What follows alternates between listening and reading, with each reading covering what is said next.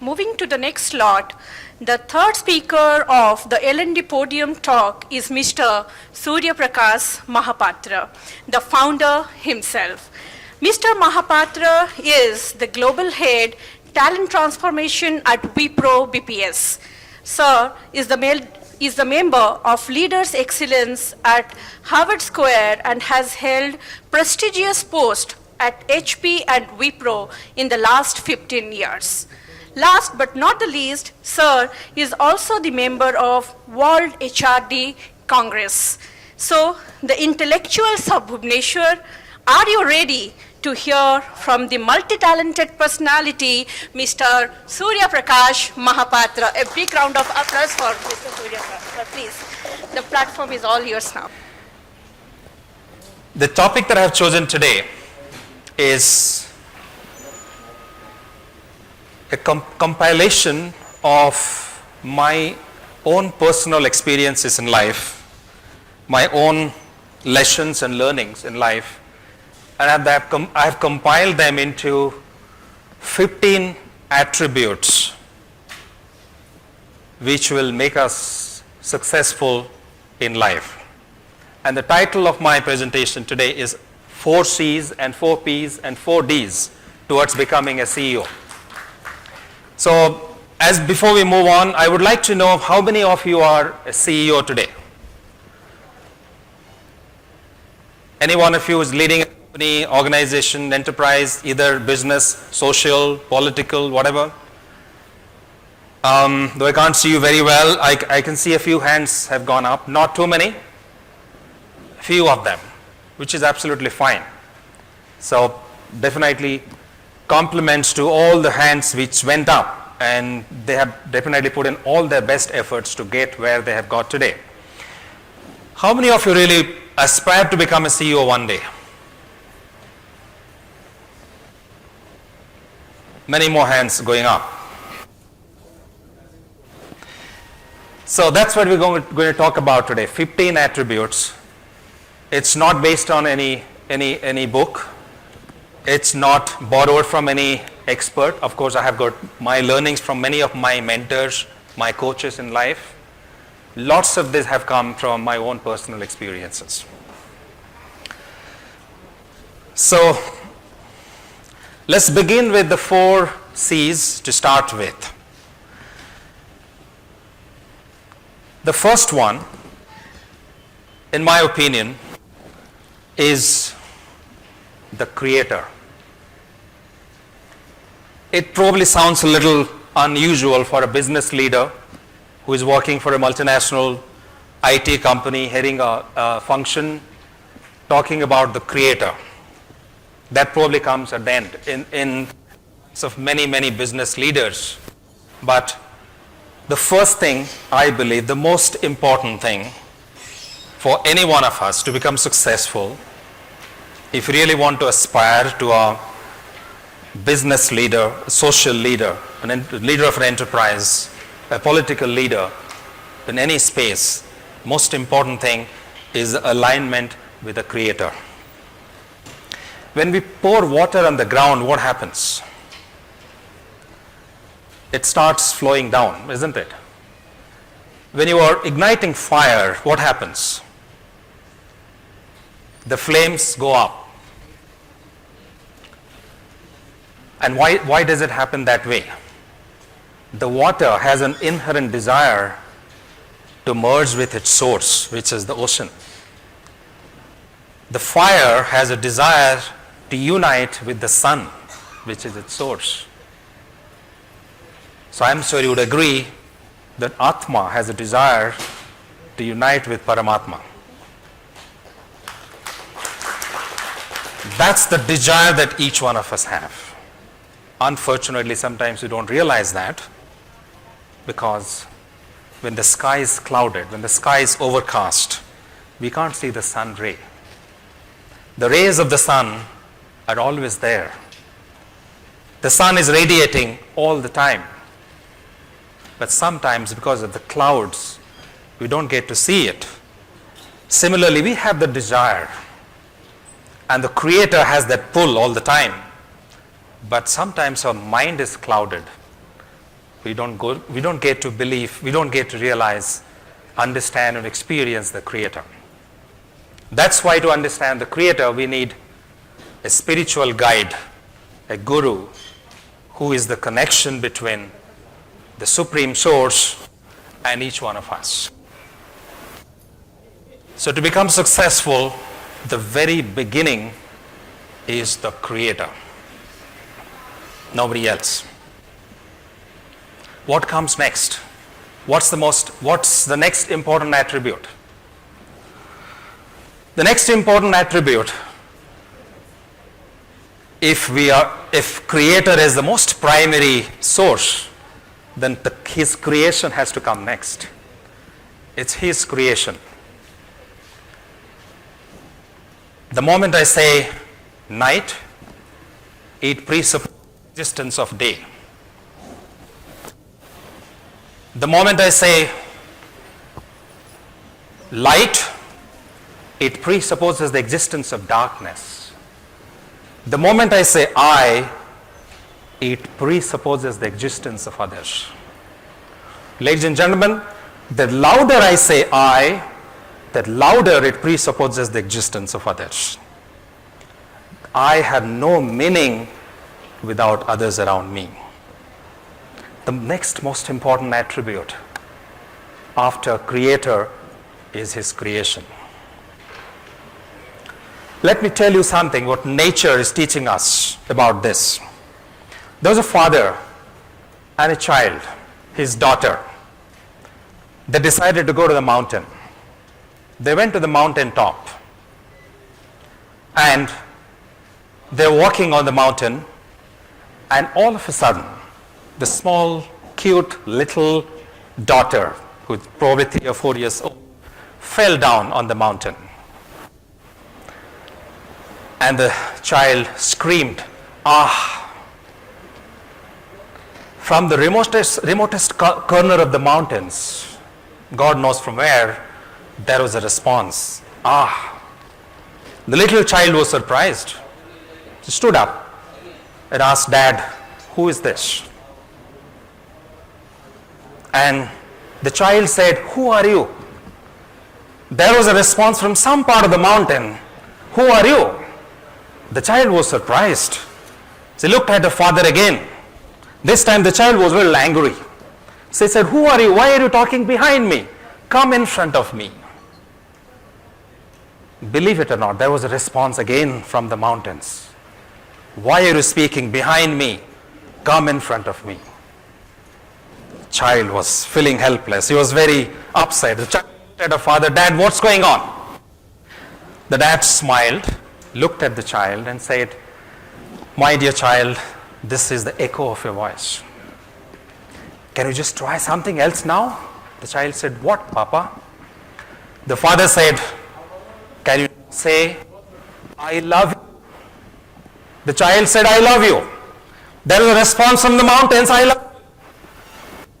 Not believe it. The child again, the father told the child, "Can you now say, 'I care for you'?" The little girl said, "I care for you." There was a response from the mountains, "I care for you."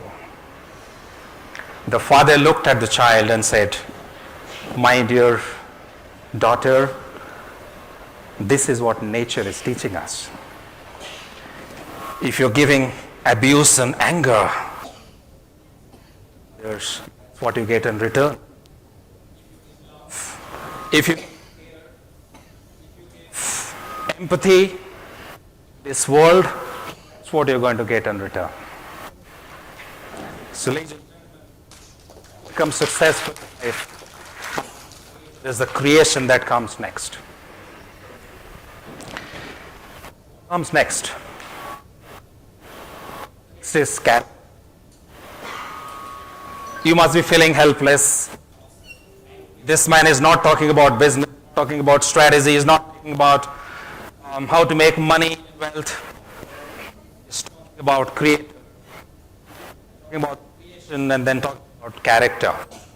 That comes next. After And if you're aligned to the Creator, you're bound to have a great character. A character of high esteem, integrity, honesty is important. Character, honesty and integrity over wealth and money is the only way to achieve success in business, in politics, in your endeavors. Without that, you cannot become successful. The company that I belong to, its chairman is Mr. Ajim Premji. This company was setting up a factory in Tumkur in Karnataka. And the local government officials said, we will not, they demanded bribe. They said, we will supply electricity to your factory, but you have to give bribe. The chairman refused to do that. The company ran the factory on generator for 18 months. Believe it or not. It was a huge loss to the company. I mean, how can you run a company, how can you run a factory on generator for 18 months? The company continued to do that. The officials came back later, and by then they had realized that these guys are not going to pay us bribe, and they supplied electricity to the factory. This is a great example of integrity and honesty in business, in everything that we do. But unfortunately, a country which is known for its moral values is also adopting something called jugaad, chalta hai, and all this, sometimes we compromise on integrity. There was an interview that was going on in the US. They were recruiting some engineers. And there was an American, there was a Korean, there was an Indian. The first was the American who went to the interview board, and the panelists asked him one question. They asked him, 2 plus 2 is how much? The American said, what's the question? He said, 4. 2 plus 2 is 4. Then came the Korean. They asked him the same question, 2 plus 2 is how much? The Korean opened his bag, took his laptop out, and opened his spreadsheet, did something on his computer, on the Excel file for some time, and then said 2 plus 2 is 4. Then came the Indian from Bhubaneswar, went to the interview panel. They asked him the same question. 2 plus 2 is how much? He said 2 plus 2, how much you want it to be? We'll make it happen. So ladies and gentlemen, what's important is, well, if you can make 2 plus 2, 22, 222, 2022, doesn't matter. But if you do that, ethical means, that's not desirable. That's the third most important attribute which I believe for a successful professional success, any field for that matter. What comes next? The next is courage, boldness. That's the fourth C in the series of attributes. It requires guts to become successful. It requires guts to run a chapter for 12 months, uninterrupted. And it requires courage to organize an event of this scale. We need to demonstrate courage all the time in our personal, social, business life, all the time. It required courage on the part of Mahatma Gandhi to stand up against the mighty British Empire. It required courage on his part.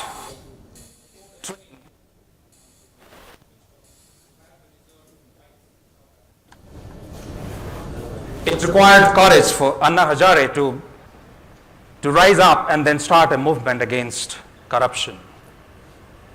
It requires courage. It requires boldness. It's very easy.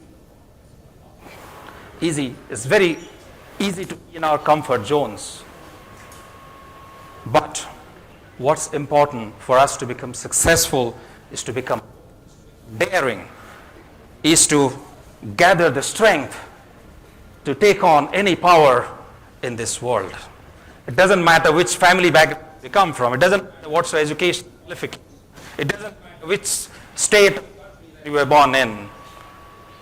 What matters is the inherent internal strength and courage which can take you far and then can take you anywhere in life. So these are the 4 C's I wanted to share with you: character and courage. Now I'm going to start the next series with a series of P's. The first one is purpose. Is the projector working now? Still not working. So the next one, a leader has to have purpose in life. A leader has to have a vision. A leader has to have a dream. Without a purpose, one cannot become a leader. There was a man in a village, a young man, best marksman in the country. You know, marksman who was an expert in that. Every time he used to release the arrow, it the bullseye. You know bullseye? The most of circles. The most circle is the bullseye. Every time he used to hit the arrow, it used to go and pierce into the bull's eye. Media men, journalists, they became very curious and they wanted this man do this every time. Every time he's releasing an arrow, it hits the bull's eye. How is this possible? They decided to go to his village, meet him, and they did that. When they reached that village, found everywhere in the village, walls, arrows stuck in bull's eyes. Everywhere, all sleep. They finally met that man and they asked him, young man, how do you do it every time? Every time you release the arrow, it hits the bull's eye. How does it happen? The man said, it's very easy, it's very simple. I release the arrow, in whichever direction it goes, doesn't matter. Wherever it goes and hits, I go there, I draw circles around. So, gentlemen, do you really want to have a purpose? Do you want to really have a life which doesn't have direction? Which doesn't have an objective? Which doesn't have a goal? Have you thought about your purpose yet? If not, today we must step back and then find out, what am I here for? What's the purpose of my life? What's my vision? What's my objective? What's my goal? And is that something which is larger and bigger than making money, accumulating wealth, achieving fame and name? Is it just that, or it's much bigger than that? The gentle polio vaccine, Edward Soames, he had a purpose. He wanted to make this world free from the disease epidemic, free from this fatal disease called polio. And he invented the vaccine. His friends, his near and dear ones told him, patent it, Edward, just patent it. You'll make millions of money. Millions of dollars will come your way, just patent it. He said, this vaccine belongs to the mankind. It doesn't belong to me. His friends told him, are you stupid? Are you a foolish guy? If you patent this vaccine, you will earn millions of dollars, maybe billions of dollars. You could become a billionaire. And you don't want to patent it. You are saying this is for the mankind. He said, can you patent the sun? Can you patent the moon? Can you patent the earth? If you can't do that, then you can't patent the polio vaccine. He had a purpose much larger and bigger than making money.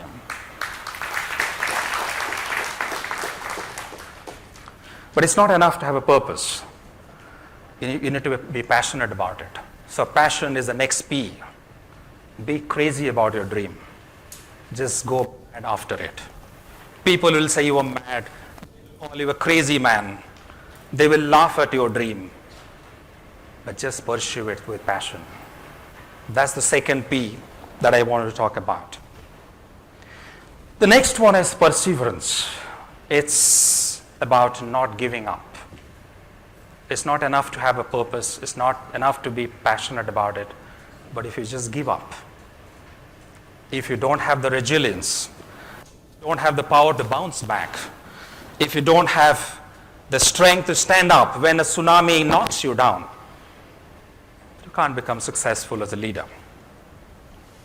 Great leaders have failed hundreds of times, dozens of times, but they've never given up.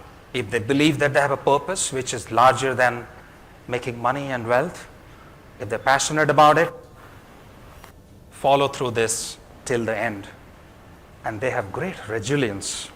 And resilience is all about bouncing back. It's about not giving up. And if you really want to become successful, just be unstoppable. Nobody should be able to stop you. If you have a great dream, just follow it. Be unstoppable in chasing your dream. So that was the third P that I want to talk about. The fourth one, because all the three letters have four attributes.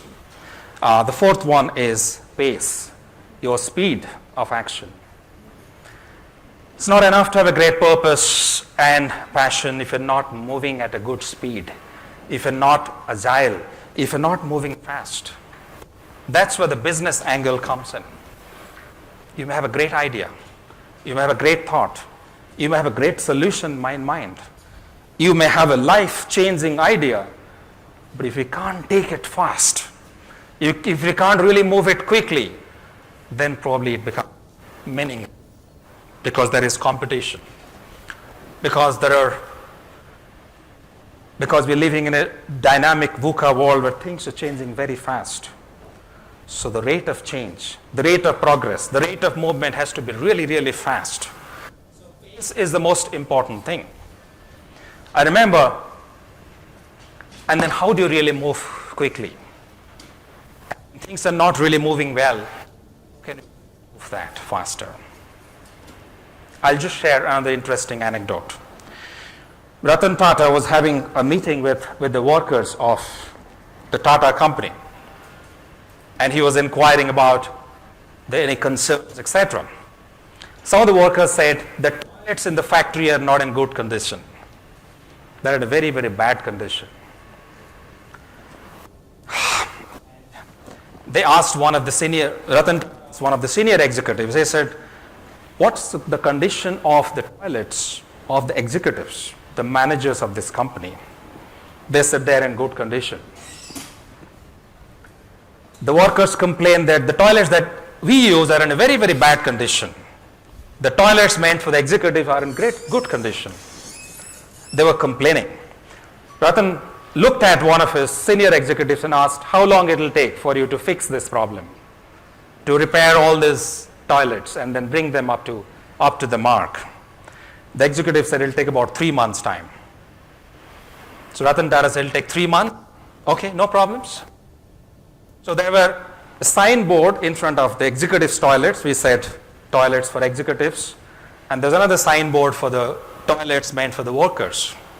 He said, until the toilets for the workers are ready, ensure that you keep changing these boards every week.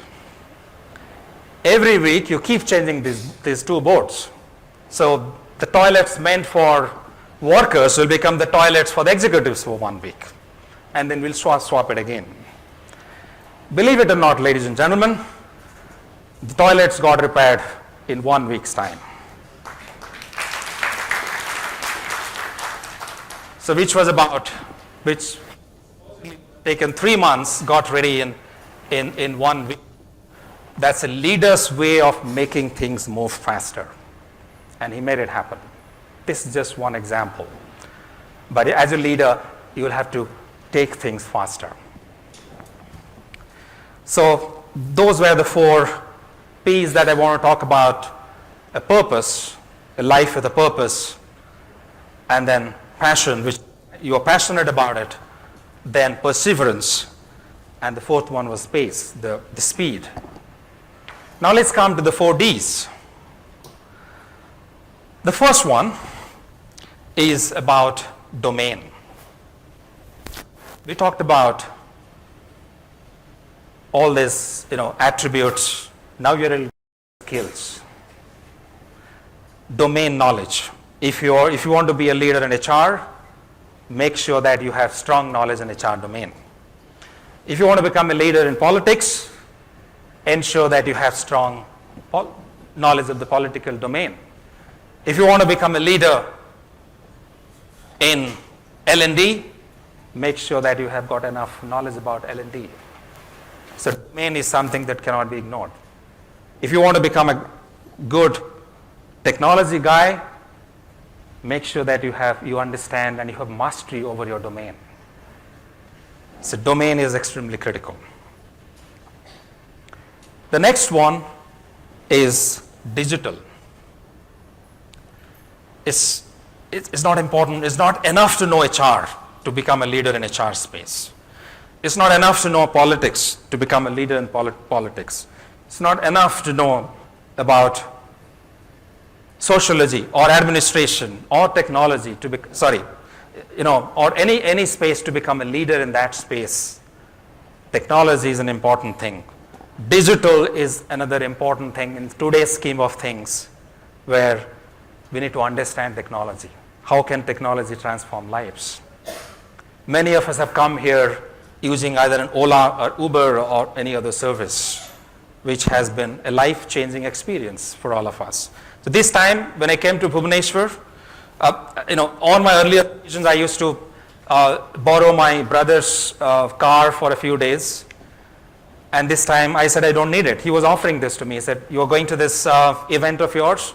Take my car. I said, no, not required. I'll just take an Ola. Technology has made the difference. So we need to understand how can technology in our space, where we occupy a leadership position, or we believe, aspire to become a leader, how can really technology transform everything? And technology is going to transform everything. I met a friend of mine whose daughter just completed her higher secondary education, +2 science as we call it. And she was preparing for medicine, for MBBS. And she went through, and my friend and I were having a discussion, and I suddenly asked him, is your daughter good at coaching, counseling, interpersonal skills? He said, she is good, but why are you asking this question to me? I said, she wants to be a doctor. He said, yes, but she wants to become a surgeon. And it's okay if she doesn't have coaching, counseling skills. It's fine if as long as she can be in the operation theater and do surgery. I told him, my dear friend, in all probability, she will not be doing operations in operation theater. Few years from now, machines, robots are going to do surgery. Machines are going to take over doctors and surgeons. Machines are going to take over pilots. We don't need pilots to fly aeroplanes. We'll probably not need drivers to drive cars. So friend, your daughter in all probability will not perform surgery in the operation theater. All probability she might be talking to patients, counseling them, coaching them, helping them, guiding them, helping them solve their problems. And technology is going to change all of that. So it's important that we become digital, we understand the digital aspect, but we also need to keep in mind that technology can accelerate momentum. It cannot create momentum. It's human beings who can create momentum, not technology. Technology can accelerate it once it is created by you. When Americans went to the space, they found that the pen that they're carrying is not writing. Because of low pressure, the pen was not writing. The scientific nation that they are, they decided they invent a pen which will write on the space. They said whenever our astronauts are on the space, they should be able to write with a pen which can write in the space. And they invented a pen which actually was capable of writing in the space. They spent millions of dollars in inventing that pen. You know what Russians did? They used a pencil. They didn't have to spend millions of dollars in inventing a pen which writes in the space. So we should not become slaves to technology. We should become users of technology. And today we said we don't care if the laptop and the screen are not talking to each other. That's okay. We'll live with it. We'll make it happen. We cannot become slaves to technology. We cannot say the PowerPoint presentation is not there. I'm helpless. I'm hopeless. I don't know what to do. No. It's us who are the users of technology, and we decide how do you make it work.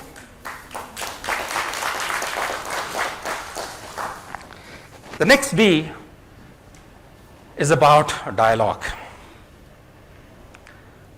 It's about articulation. It's about persuasion. It's about communication. You may have a great purpose, you may have a great vision, you may have a great perseverance, but if you can't communicate your ideas, if you can't build a dialogue on your ideas, if you cannot carry people with you, then you can't become a great leader. So building dialogues is another important attribute of a leader. The third D in the series of 4 Ds that we are talking about.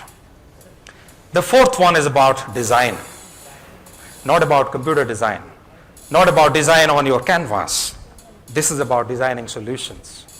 This design is all about creativity. As leaders, we have to design experiences. We have to design solutions. We have to design new products. We have to design new services. We have to connect the dots. So it's about a creative mindset. Today, there is a concept called design thinking. And experts are saying that we need to start thinking like a designer. When a designer is thinking, when a designer is designing something, he starts with the customer or the audience in mind. So as leaders, when you are designing a solution to a problem, when you're designing a new product, when you're designing a new experience, you need to start with the end user. We need to start with the end in mind. You need to understand what real problem your customer is facing. You need to define the problem. You need to see the problem the way the customer is seeing it.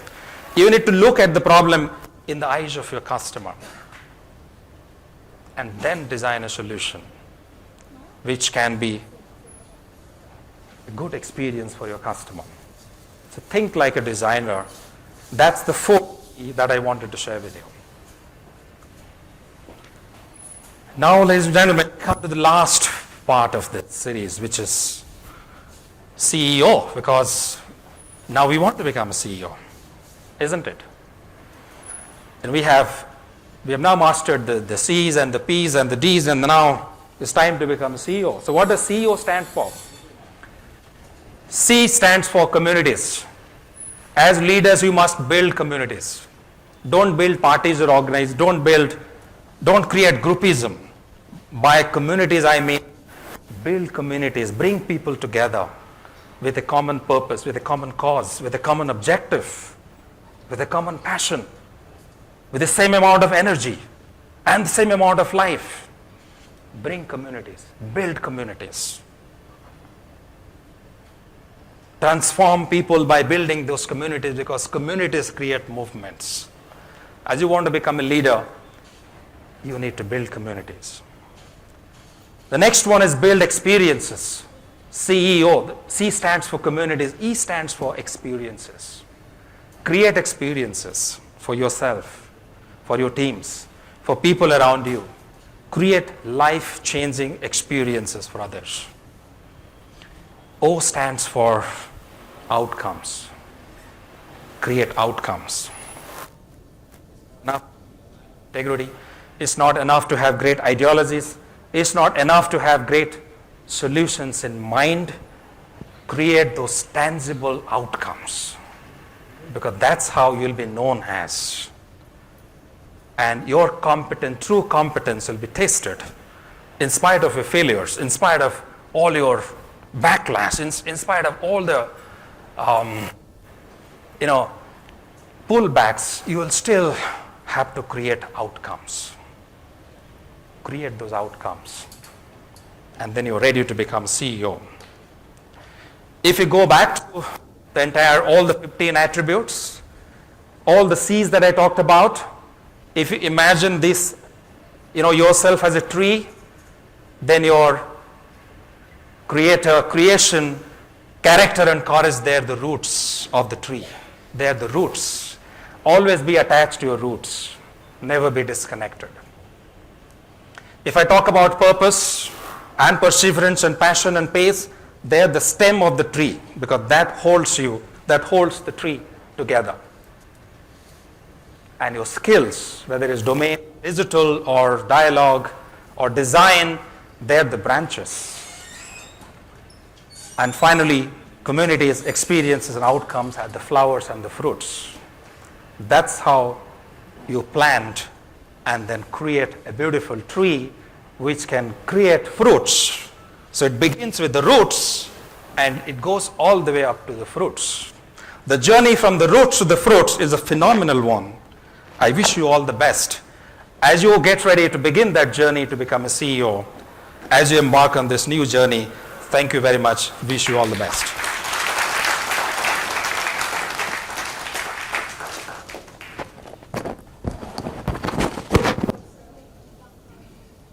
Please stay back. You're late. Yeah. May I now please request Major General Rustam Patnaik, sir, to kindly come and felicitate our founder, please.